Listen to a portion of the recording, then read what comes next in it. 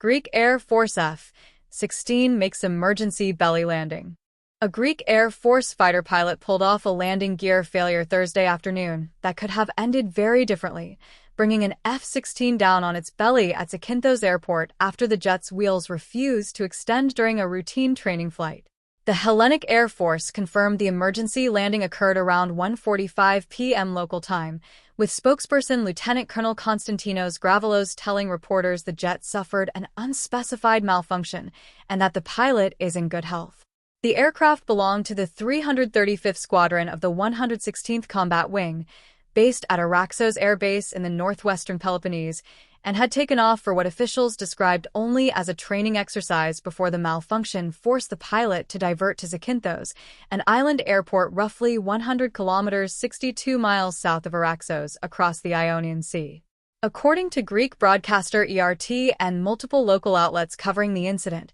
the aircraft appeared to catch fire before or during the landing sequence, though the Hellenic Air Force's own initial statement characterized the cause more cautiously, describing only an unspecified technical failure, while noting the investigation into the incident's causes remained ongoing. Greek news outlet Newsit reported that the F-16's landing gear failed to deploy, forcing the pilot to execute a wheels-up belly landing, a maneuver where a pilot sets an aircraft down directly on its fuselage rather than its wheels, typically cushioned by firefighting foam laid across the runway in advance to reduce friction and fire risk during the skid. The same outlet reported that the most likely cause under investigation is a fuel leak, which the pilot detected in flight before shutting down the engine and initiating the emergency landing procedure without functioning landing gear, with the resulting fire caused by friction between the aircraft's fuselage and the runway surface during the skid itself. Firefighters extinguished the blaze quickly,